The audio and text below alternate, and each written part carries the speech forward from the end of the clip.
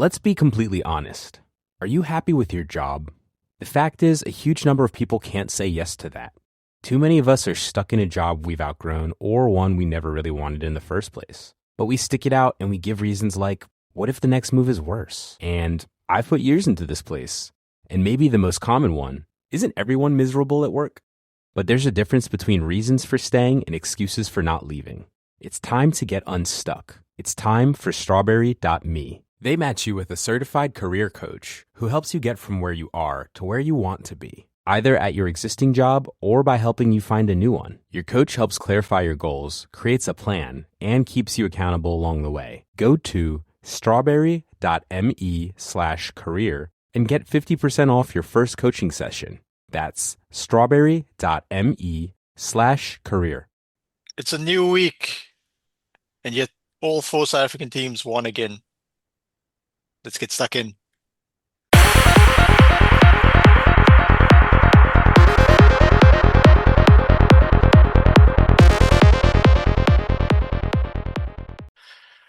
Good evening and welcome to A Bit of an Animal, the South African Focus Rugby Union podcast here on the Global Gain Lines. I've got the full pod squad with me this week, including two Lions supporters. So welcome Sibusiso, welcome Bryce, and welcome Tembikosi. Yeah, how's it goes? Glad to be here. So, guys, we're going to get stuck in with the Lions victory this week as our first review game. Lions convincingly beat Edinburgh. Sorry, not Edinburgh. Who did you guys defeat? The Dragons. The Dragons. Oh, man. What a week. The people on the URC podcast were doubting a week ago that you might be able to beat a structured team such as the Dragons. But yeah, fourth win on the road. Last time the Lions lost the game, it was to the Bulls. We'll go with you first, Sibusiso. Welcome back and condolences on the League Cup final.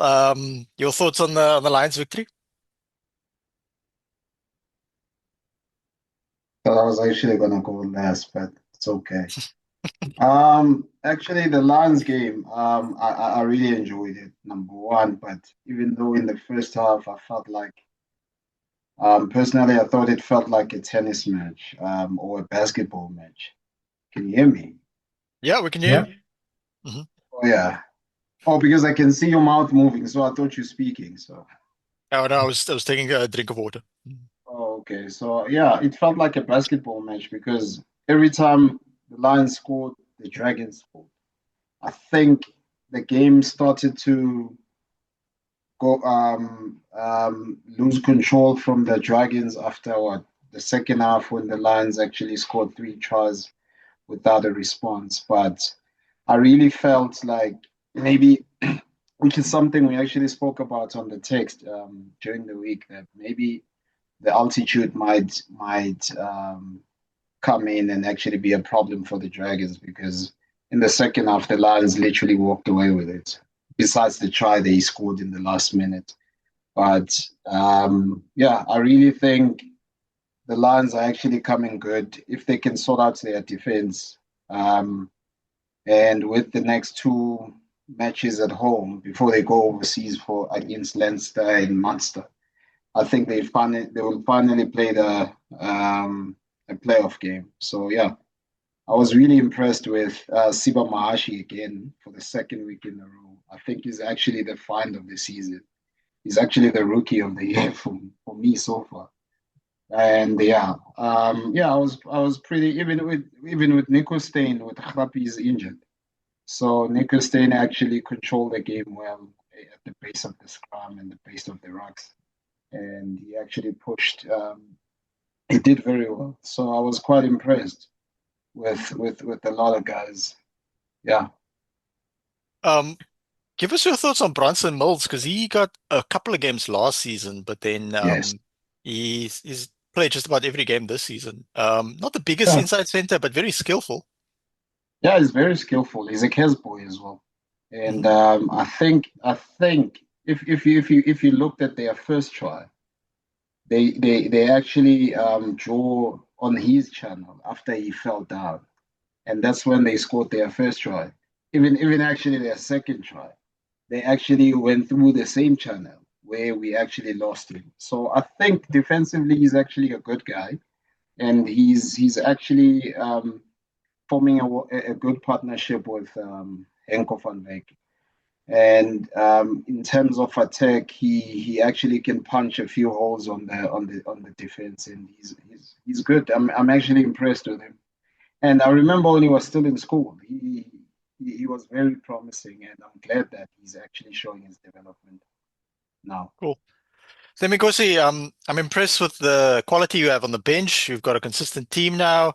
Nico Steyn, we've got a lot of criticism in the Currie Cup on the message boards. Lion supporters saying he's a shit player and that type of thing. I wouldn't, as you guys know on this podcast and other podcasts, I'm very reluctant to throw players away.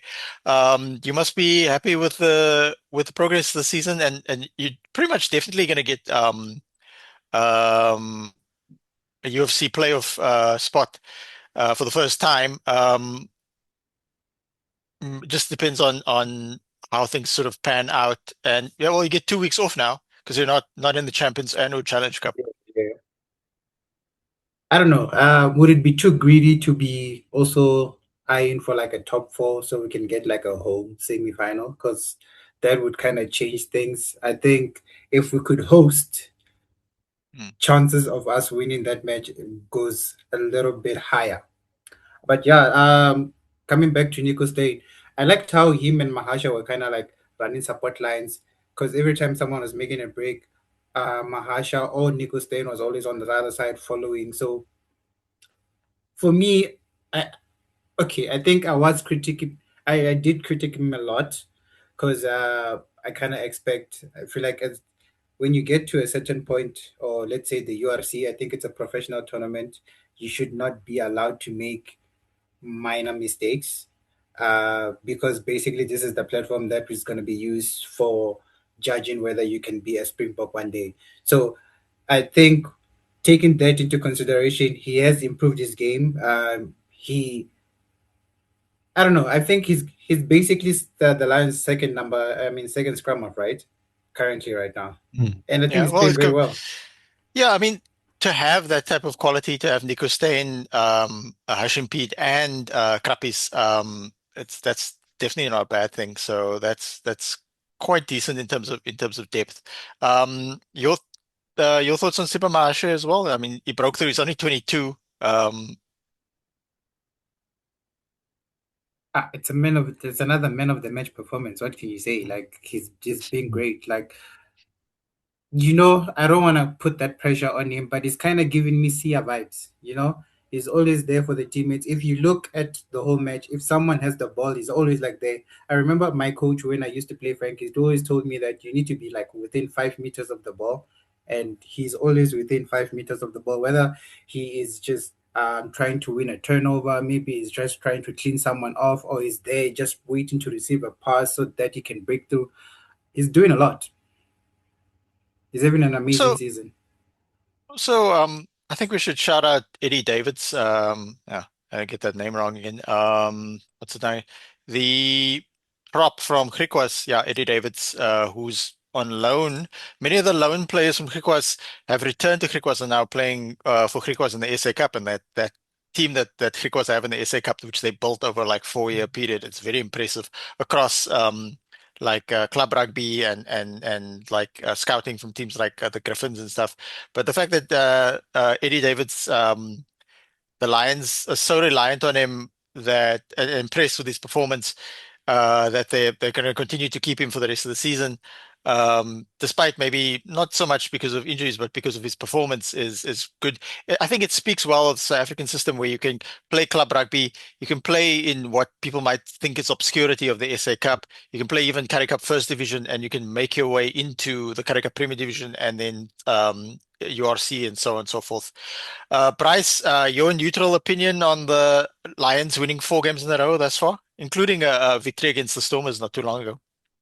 Yeah, and they're playing good rugby also. I mean, geez, well, much better than what my team's playing. But yeah, it's good to watch the Lions play like this. It reminds me so much of 2014 Lions. Like not quite there, but you can see something's brewing here. But I don't know. Like I don't know how the contracts are working with these players because every time they seem to get these stars, they just the next season they're gone. So yeah, I'm pleased. I think with this momentum, I think they will probably beat Glasgow. I think, yeah. Even though Glasgow's on high form, I think the way they're playing at Ellis Park, I think top six is on the cards. Top four, I don't know. I think can they beat Leinster away? The jury's out. I don't know. But I think they can beat Glasgow. But so far it's looking good. It's looking good. Cash Yeah. is cooking. So, Cash is king. yeah. Yeah, I appreciate the ambition from the Lions fans. So yeah, we're rooting for them to make it. I know, like on paper, it's a slim chance, but as we know, especially with URC, the game's not played on paper. Before we round off, Sibusiso, as a Lions fan who lives and has grown up in Johannesburg, from an outside perspective, we have opinions as to why the Lions can't retain their players. What's your internal perspective? Um, for me, I think the Lions is, if I can put it this way, I think they have the least amount of money to actually retain their players. In terms of all the franchises, I don't think they have enough cash flow, and for some reason, I don't think even our CEO is doing a good job in terms of retaining players. And they can attract young players. I mean, I was quite impressed with the fact that they managed to one of the best young centers. They actually managed to get him to the Lions, which is Adams. But I don't think we'll be able to retain him if he starts blowing out as if his potential actually comes up to be the best there is. I think some of the players are using the Lions as a stepping stone. They know for a fact that if I can blow up at the Lions, I can get to a better union that pays me better. So I don't think we actually pay better than the other unions. Maybe that's why we have the least number of Springboks. We can't even lure a Springbok into our camp. So yeah, I really think that's the reason. Besides, the fact that the Lions are struggling to fill up the stadium because of this location the stadium is. So even for them to actually get the money in terms of gate tickets, it's actually a problem because of the location the stadium is in. It's very infested with crime and whatnot and whatnot. So that's why they're struggling to fill the stadium, I believe. And even though, I mean, they just went on a campaign where it's free for students, but it's still not packing up the way it's supposed to. So I think maybe the Lions needs to work with security forces where they can maybe secure the perimeter so that people can feel free to come to the stadium. So I think maybe that's another thing that maybe doesn't help in terms of bringing revenue into the stadium, into the franchise as well. Yeah, that's unfortunate that the socioeconomic activities around the stadium and sort of antisocial behavior is affecting sort of the general vibe. I will give Lions credit though. If they're able to retain many of these players, would be great because I mean, right now on their books they've Oh, got highly talented guys like Con Horn and Van Wyk, Bronson Mills, yeah. Rowan Venter, Siba Mahashe, if I go through the list quickly, Bato Klokani, All Renzo right. Duplessis, JC Pitores, who's not in the team, Hashim Peed, and then Richard Kriel's a pretty decent player. And then obviously, as you mentioned, Ethan Adams, extremely highly rated player. So if he does blow up, we hope he like sticks around. Um, so If I can add another point, if you remember when Johan Ackerman was actually the coach, how he built his team that actually Mhm. went to the three finals. He actually took players from across other unions who were actually second fiddle. Mhm. They were like they were not seen as the main guys, and he actually brought them in. Your Kwajas, your what's this guy's name? So most of them, even the scrum half, the white haired dude. Yeah, the blonde The blonde dude. uh, what's his name Yes. again? So most Vaf of de these Klerk. guys, Yeah. they were not. Mm. Yeah, because he was at Vaf- Griquas. Mm. Was he at Griquas or Pumas? Somewhere there. So Yeah, Humans. it's so have a he look. got Yeah. all those players and actually made them to be actually Springboks. So we might have a formula in how to build a team and how to get the best out of the players, but for some reason we can't retain the talent. Yeah, Vaf de Klerk from Pumas. Yeah, So that's so that's even Lionel Mpumalanga. Mapu, he Oh was yeah. also part of that team. Even who's this guy at the shop at the Bulls now? Harold Foster as well. Yeah, He was exactly. part It's of that weird. team. It's weird that like years ago, Harold Foster was a key player for Ackerman. Now he's playing for Ackerman again. Yeah. That type of thing. Yes. Although last season Harold Foster played okay, and then in the playoffs he made some really silly mistakes, and the final he wasn't that good. But this season he's sort of redeemed himself to an extent. Yes. And then finally, CBC. So just give us some insight. You played youth rugby for the Lions, and you played alongside Jacques Fourie at youth level. What was that like? What was Jacques Fourie No, like? it was actually we were, I think it was 1996, we were 13. So I wouldn't know exactly what was he like, but I can tell you now from the young age because he was playing Cravenwick for the second year in a row. So that means he played when he was 12, and when he was 13 he played again. But he was always seen as a star player, and he was playing fullback actually. So he wasn't a center. So he only played, I think, later in his thing in his rugby life, played center. But yeah, he was always he was a shy guy. He was quiet. He never spoke a lot. So yeah, but we were all kids, so it was quite kind of nice actually playing in the Lions development sides, under 17s, under 18, under 19. So it was actually cool. Then unfortunately, I had a knee injury that stopped me from playing and whatnot and whatnot. So, but hopefully, if maybe there was no knee injury, maybe I could have made something out of myself. I don't know. So, yeah, and I played actually just like Dutu Mtono. He was an eighth man. Then he went to the front row, but I went to the hooker. So Oh, that's interesting. yeah. Yeah, Thanks for that insight. So we now shift to the Stormers' victory against Edinburgh. See, I got the team right that time. It's been a long week, guys. Been a long day. So Bryce, another victory at home, 5 points. Happy with the result, and what about the performance? Because the performance has been under the microscope of late. Of course, I'm happy with the result. 5 points is 5 points. But it's this, I seem to be repeating myself every week. This performances are just it's not worthy of a team in second place. I don't know. Look, I've got a couple of words, and I don't want to single out players, but you kind of have to single out players here. Sacha, we have to talk about it. I mean, when was the last time he's had a good game? Probably what, the Bulls game. When was that? How many weeks ago was that? And then before that, there was a lot of mixed games. So I'm not sure what's going on with Sacha. He's not kicking well for posts. He's missing touch. The backline is horrid. I'm not sure if it's a lack of competition in the side or what, because apparently it's illegal to take Sacha off in a game. You have to shift him around. No matter how he plays, you have to shift him.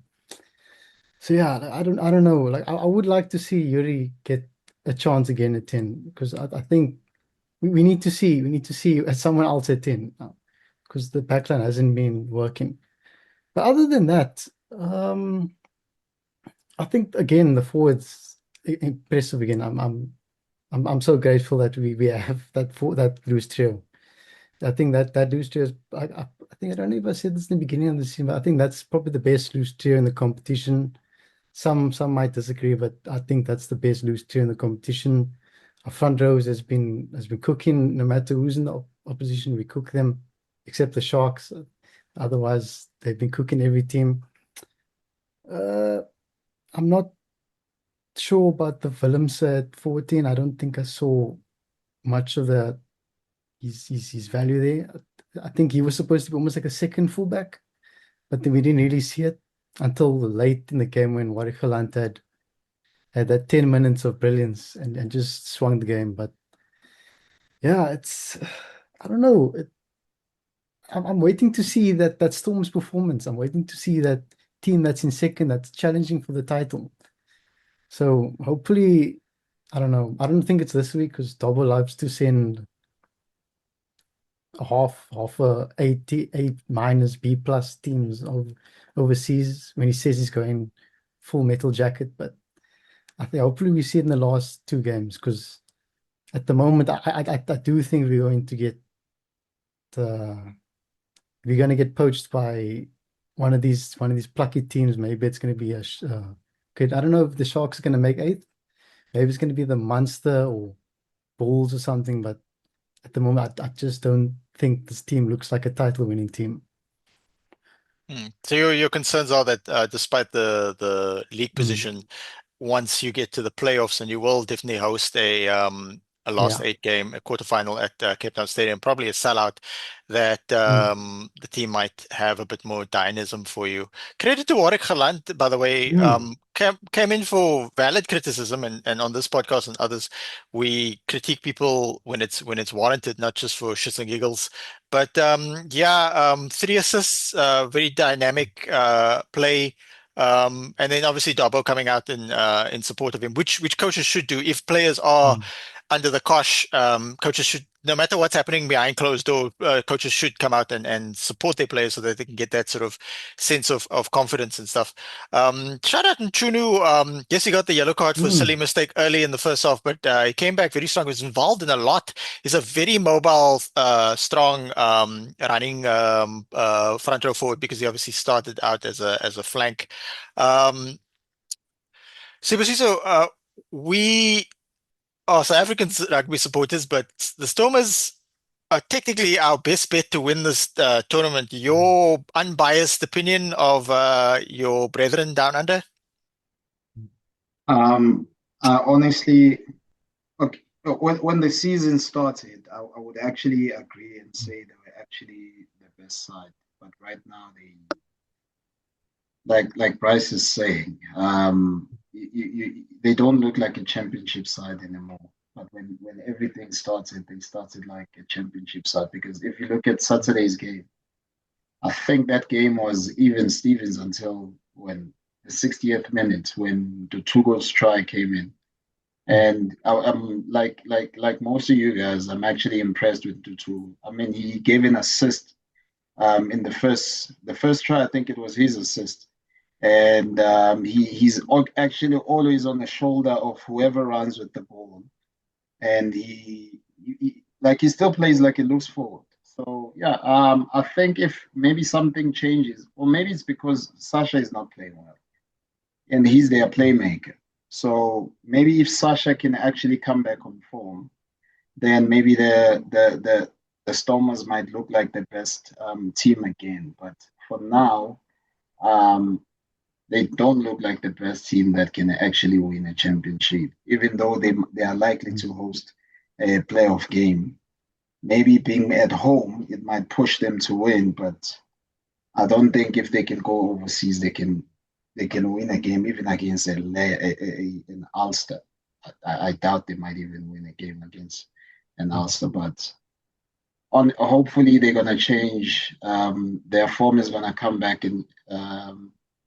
and Sasha. Basically, they need Sasha. Like Bryce said, maybe it's because there's no one that can actually replace Sasha since Libok is gone.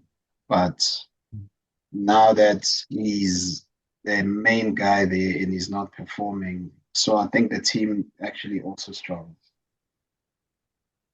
Don't it always seem to go that you don't know what you got till it's gone? Mani Libok was all over the message boards. People like going like, "Can we get him back from Japan?" But yeah, I concur with both your thoughts. We'll go to Thembinkosi now. It's like it's weird, Thembinkosi. Like the Stormers are the best placed team on the log of South African teams, but they're certainly not in the best form. I would say Lions are actually in the best form. Yeah, definitely. But I don't know. Maybe we should go back to when the Stormers were playing well. It was when Yuri was starting.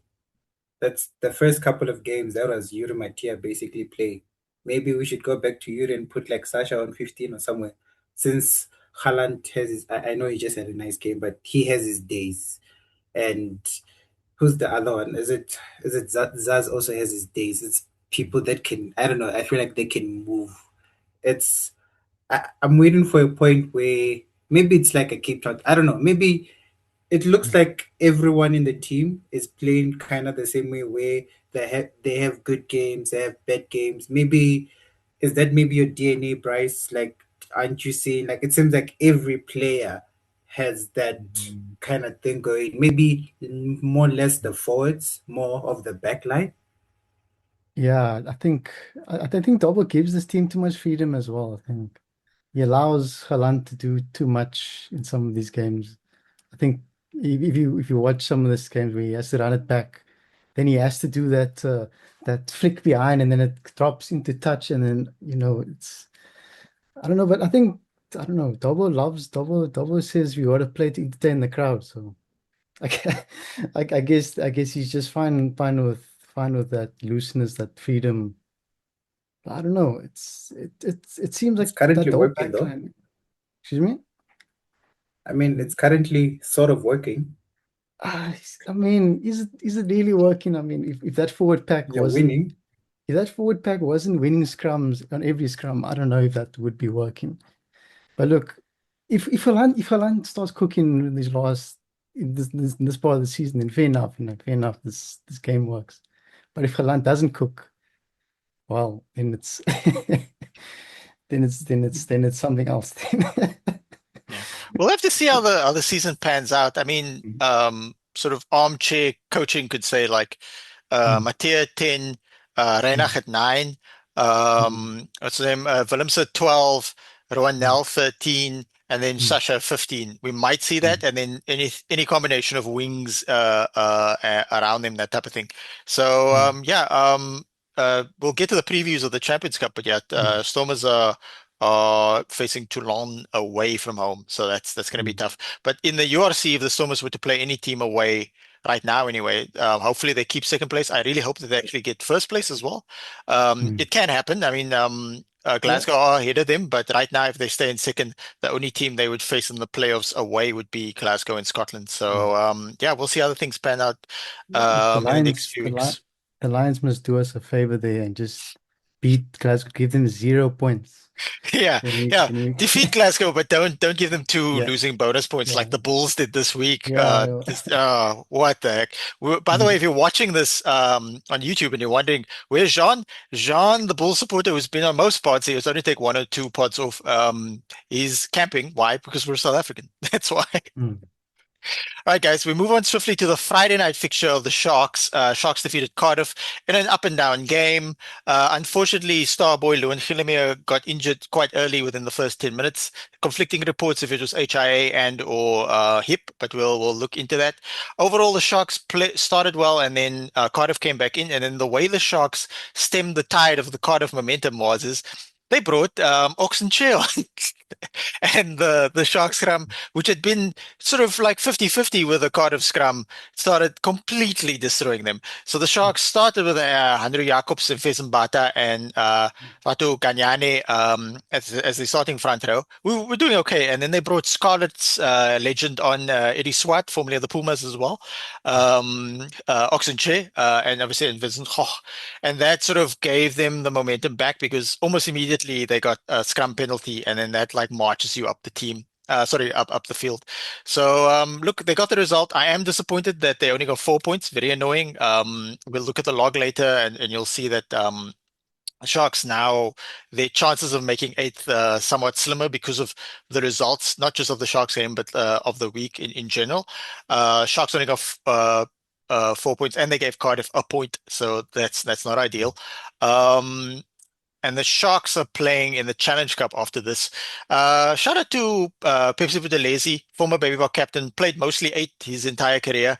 Now shifting to open side flank. Vincent Chituka had a monster game at stealing the ball. Oh, she had the Cardiff with effectively just throwing the ball at Vincent Chituka, I think.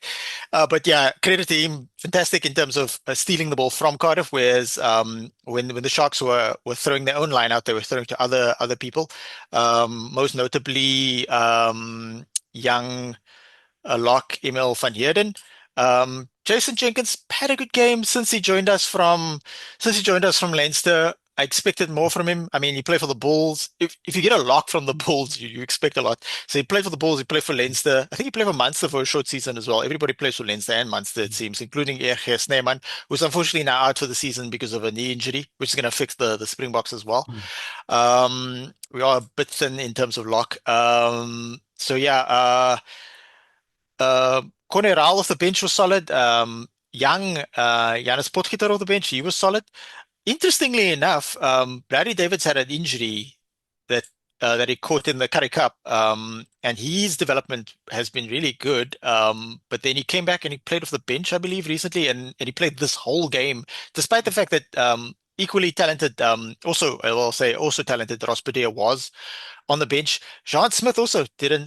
Franco Smith's son, who's leaving us for Benetton, and probably straight into the Italian team, he didn't come off the bench at all. Leroux Malan, I will say, when we recruited Leroux Malan, I thought to myself, why are we getting this dude? He was from our youth system at the Sharks. He played MLR in the Gilead, formerly known as USA, and he played in NPC in New Zealand. I'm thinking, well, like, why did we recruit this guy? Why don't we just get there was 2 really good centers in the Currie Cup system. It was their names escaping now. Zwellen Daba at Griquas, as well as the Pumas inside outside center, whose name escapes me right now. So I thought, why didn't we just recruit one of those? But I will say, in Leroux Malan's defense, I now see the value on the fact that those 2 individuals that I mentioned prior are primarily inside and outside centers, whereas Leroux Malan can actually play reasonably well at wing. So he's got that in terms of diversity. So yeah, reasonable result. Sibusiso, you are the only person on the podcast who actually watched the live Sharks game this season. Your thoughts on this result? Um, on Friday night, I was actually disappointed because they could have, like you said, they had 4 points instead of 5. They could have had more opportunities. For some reason, they couldn't finish. I want to say I was very impressed with Yao Peng for the first time in a long time. He actually played very well. I know a lot of Sharks fans who don't like him, and they actually they every time when they see him on the on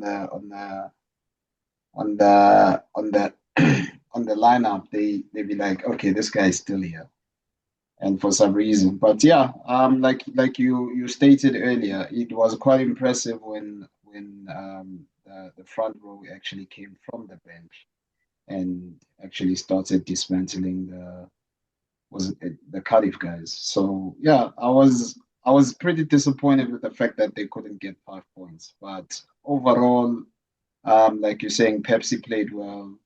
Chituka played well. I was very impressed with Yao Peng out of all the guys for the first time in a long time. But yeah, I really think the Sharks, I don't know what the Sharks need because they have the most Springboks in the country, but for some reason they are not the best team in the country.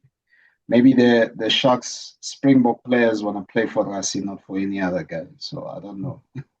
And we're getting that vibe, especially if you get suspended at the last Springbok game and then you still collect your salary. Oh, apparently they made him coach the under 20 team and that type of thing. Yeah, it's not going too well either. But yeah, shout out to Yao Penke. For me, he came to prominence when I saw him play for the Southern Kings in Super Rugby and in the Pro 14 when the Cheetahs and the Southern Kings played in that tournament before the other four teams joined, and those teams unfortunately got shifted out. I felt like maybe we could have made space for the Cheetahs and Southern Kings in Super Rugby, not immediately, maybe in 2, 3 years' time when the Super Rugby TV contract was coming up for. They could have said, "Hey, do you want some South African teams?" I know that the New Zealand and Australian teams, after a while, realized, "Wow, we're not playing South African teams that much, so we're not getting that abrasive."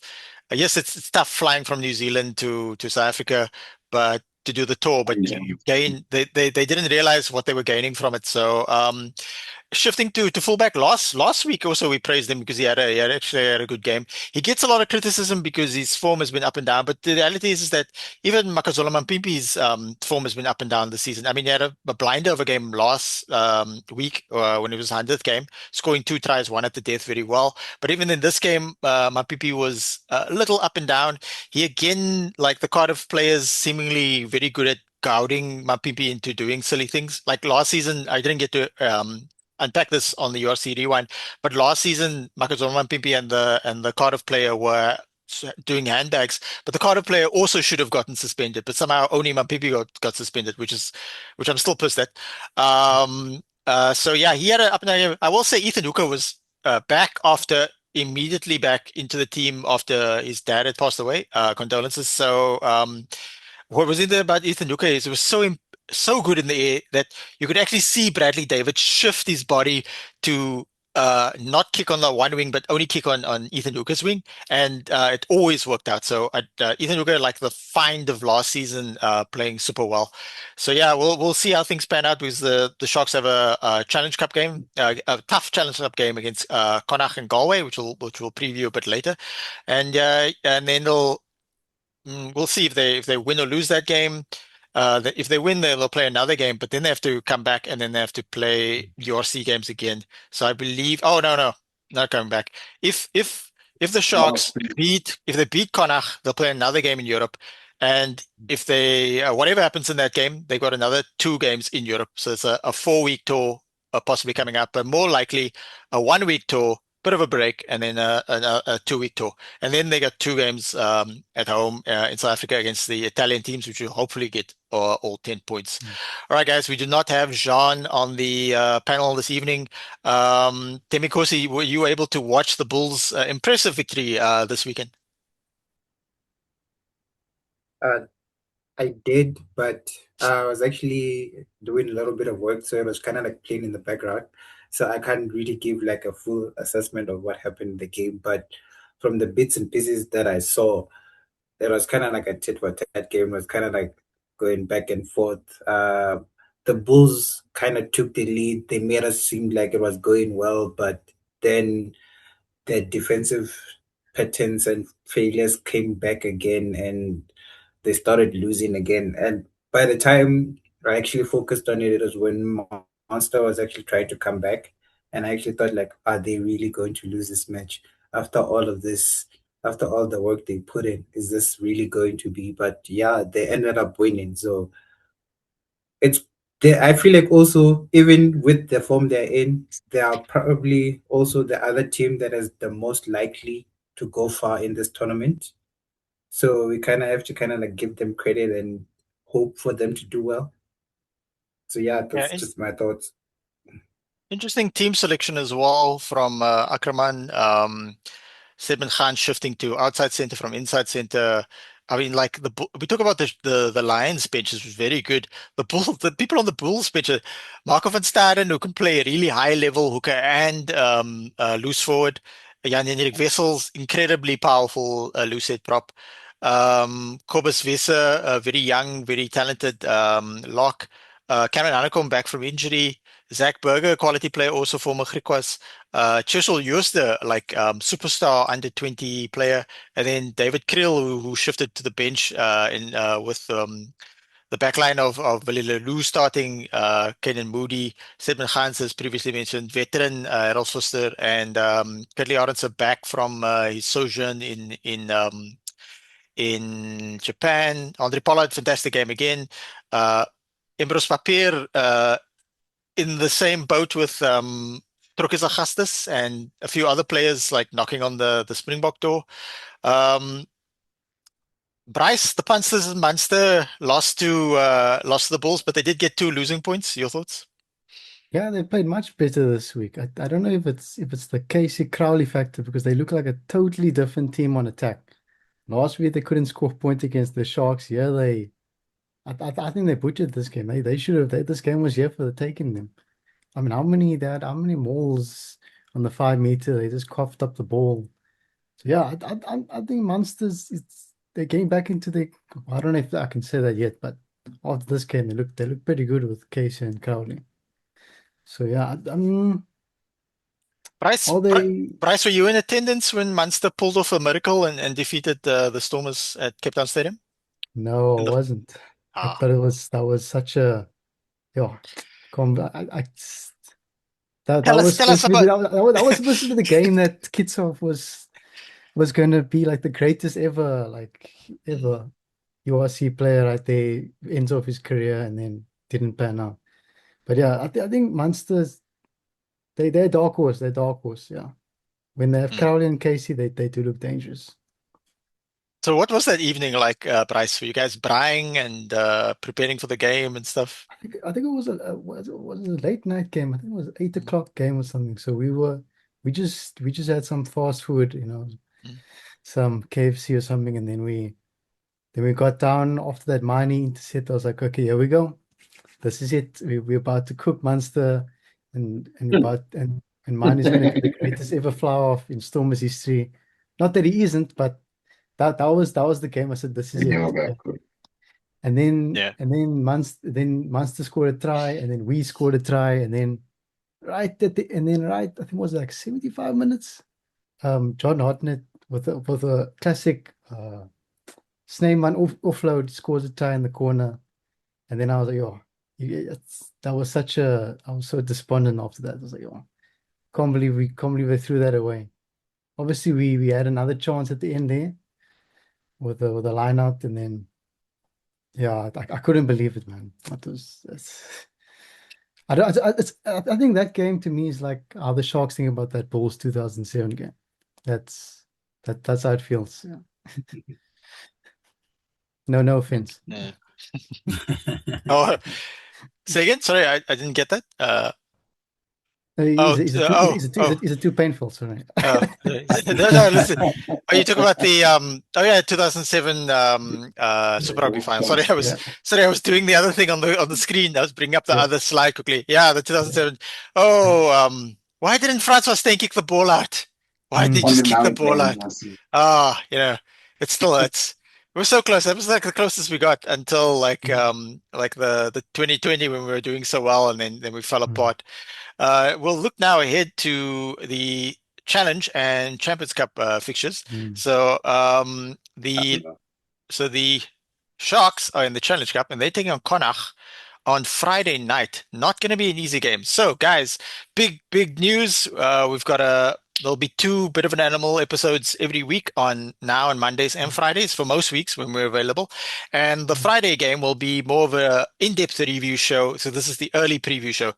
So, in-depth preview show because we'll have most, if not all, of the team sheets. So that's big news. And this weekend, this Friday, the Global Game Lines broader family will also have a special Women's Rugby Treehouse episode previewing the SA Women's Super League Rugby Division 1 game, the final between the Bulls Daisies and the Bulls owners' second team because they also own Boland. So it'll be at Loftus. It'll be the Saturday, and we don't have an exact date for the kickoff as of yet. So check that out. So tune in again on Friday for our in-depth preview show. We'll be previewing all 3 South African games for this week, and then if you're watching, subscribe, click the notification bell, get in the comments, and if you're listening, give us a review, give us 5 stars, all that stuff, right?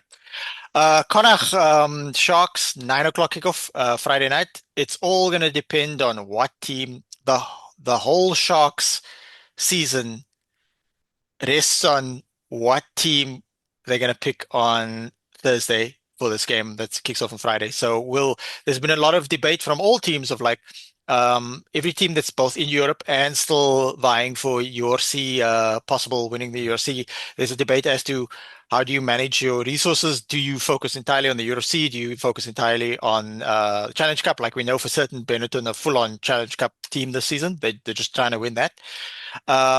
So yeah, we'll get a bit more insight. Do I have an opinion as to which team I want them to pick? I'll have to see what resources are there. I mean, there's a lot of really talented guys in the under 23 tournament playing well, both under 23 players and older ones, because you can pick 7 or 6 over 23 players there. So that is Friday night at 9 o'clock. That's how we kick off the weekend. And then the big one. Well, there's two big ones. It's been a fantastic Saturday night for South African supporters. We've got Stormers Toulon. I'm told Toulon are also not in fantastic form. Bryce, thoughts on this game? I don't know. It depends what team Dobbo sends over there. I think if we send De Villiers, Dixon, and Roos, I think we might have a chance.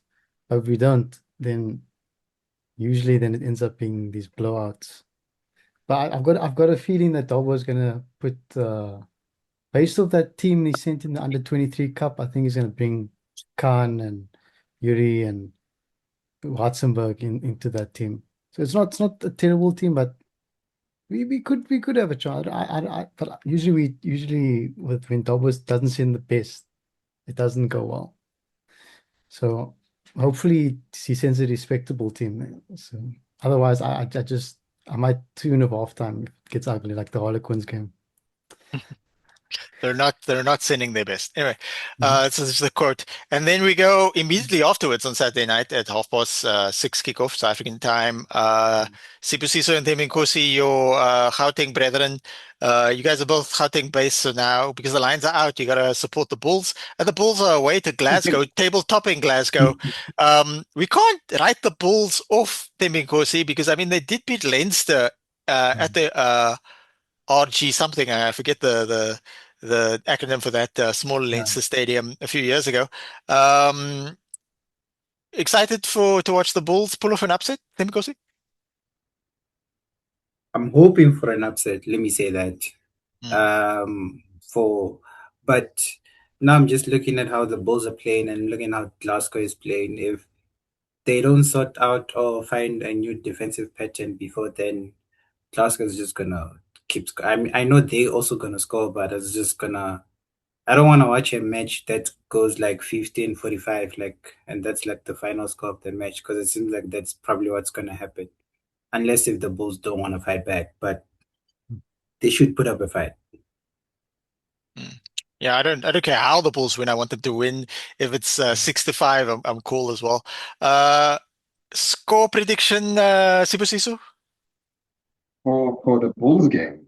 Yeah, the Bulls, Glasgow versus Bulls. I think I'm with Tim Kosi. It's going to be a high-scoring game. I mean, the Bulls they can barely defend. If you look at what happened at Loftus last week, I mean, that guy who's this Connor, he was one-on-one with Vili. I mean, and he literally just went past Vili.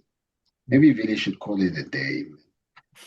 Anyway, I think it's going to be a high-scoring game. I'm hoping the Bulls win by 3 points, but yeah, it's going to be a high-scoring game. It's going to be 33 or 30 or something like that. Yeah, tune in next week when you review it. For the fact that they can still score, but for some reason they can't defend. It's interesting. We'll see how these things pan out. Bryce, I'm going to come in there. If the Stormers and the Bulls do win their games, I think they play each other in the quarterfinals, if I'm not mistaken. Okay. Extra motivation for both teams there. So let's have a look there. Champions. That would change things. Yeah, I mean, if I was both the teams, but the Stormers would lose to the Bulls. Knockout game back at home, that would be nice. I don't think it's going to show there. Yeah. Oh, yeah, I think it's on the. You need to go to their website.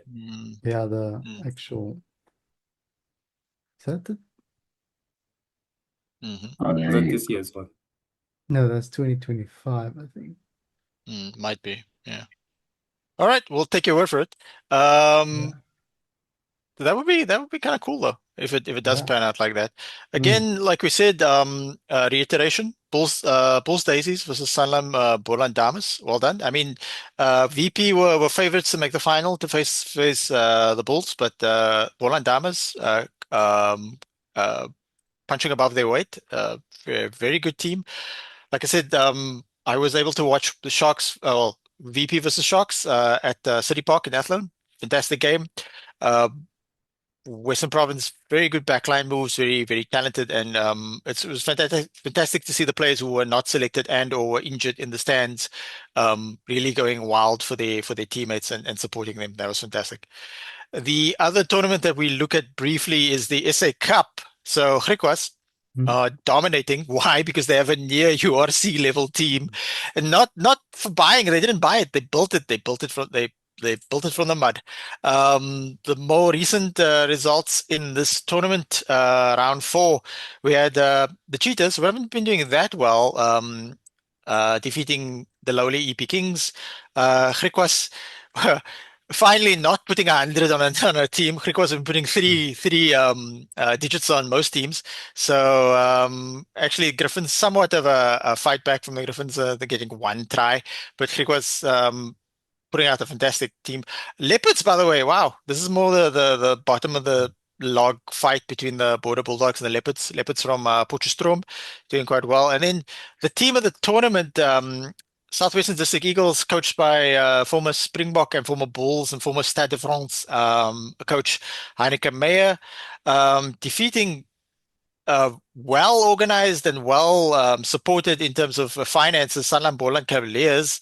That's a result. The again, Southwestern District Eagles, they were smart in terms of their recruiting. They basically like got people, like we said from the Lions earlier, but in sort of a slightly lower level way, sort of people sort of on the fringes of different teams, guys who had played overseas for a bit, guys who we'd sort of forgotten about and stuff. In fact, if I uh, go to the match center quickly, yeah, and look at the team that they put out, the lineup. There were certain players that caught my eye in terms of the Southwestern District Eagles. Fred Bellingham.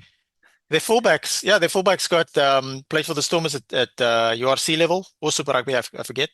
Um, so Fred Ian Zeilinger, yeah, Ferreira. veteran. So Fred Zeilinger, who had retired, Tian Fourie, formerly the Bulls, and then for a brief period at the Sharks. I believe he's either on loan or is full on. Carl Dupriez, formerly, you guys would know him from the Blitzbox. So yeah, very clever recruitment. And then on the Boland Cavalier side, these are not bad players. These are solid, almost like fringy type players, and people want to live in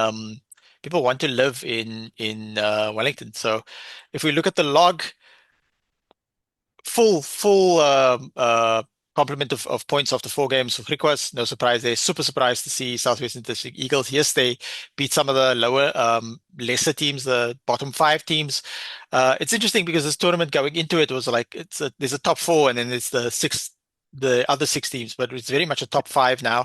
And to see Southwestern District Eagles ahead of Pumas, who've won this tournament, who've won Currie Cups more recently, ahead of Boland and ahead of Cheetah. So what the Southwestern District what the Southwestern District Eagles need to do is continue to get results against these upper teams, and then hope somehow the Griffins, Falca, Leopards, EP Kings, and the Border Bulldogs also take points off the top of those players.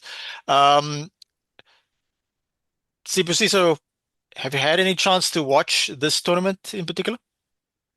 I don't want to lie. I haven't had. I've hardly been home lately. Eh? Mm. I've hardly been home, but I'm actually shocked that the cheaters are where they are. Yeah. I would expect the cheaters to actually be on top of the table, if not second to Freakwas and the Pumas. So I'm actually surprised that they are where they are, and with all the talent that they have in their roster, it's actually shocking. Mm. Yeah, it's interesting. Also, it's also quite unfortunate that with the new sort of consortium owners of the Cheetahs that they're looking at sort of voluntary retrenchments, very similar to Munster. So that's extremely disappointing for me personally because I felt like once the Lions, Sharks, Stormers, and Bulls joined the URC, that I didn't expect the Cheetahs and then maybe one or two other teams to immediately go back to Super Rugby, but I thought we could make a plan over time. And considering that as previously stated, the New Zealand and Australian teams started to sort of like say, you know what, maybe we were getting sort of value out of that. So that's a missed opportunity there, and that's a failing from Saru because yes, our coach is really good. Our whole coaching staff with Swandili Stick and everybody, as well as I know Rasi gets all the plaudits, but it's also the backroom staff, the assistant coaches and stuff are very, very good. They're extremely high quality, but yeah, Saru still has a lot of work to do, and on top of it, our national representatives in terms of ministerial things, in terms of like the sports minister and stuff, they also have a lot to be desired of. And look, there's a lot of potential in South Africa. We can use. I don't just want us to invest in sports so that we can win and have fantastic weekends. We can use sport, as Nelson Mandela said, as a vehicle for social change. And if we don't maximize that, if we're wasting like certain ministers and whatnot, it's incredibly annoying to me. Demikosi, your thoughts? I wanted to ask, how do you guys feel about joining the other Super Rugby competition? Since the Pacific doesn't want us, how about the American one? And see how Argentina and Brazil would be against like a Pumas or a Cheetahs.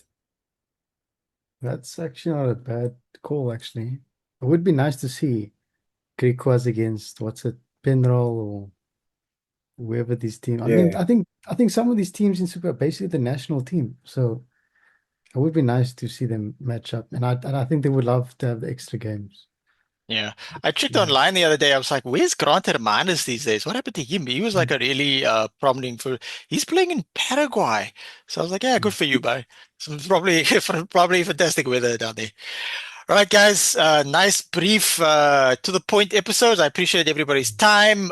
Tune in on Friday for both the Bit of an Animal Friday show as well as the Women's Rugby 3 Hour special show for the final between Boland and Bulls. And yeah, until next week. Thank you to Sibusiso, Bryce, and Temikosi. As we say every week, in Rasi, we trust.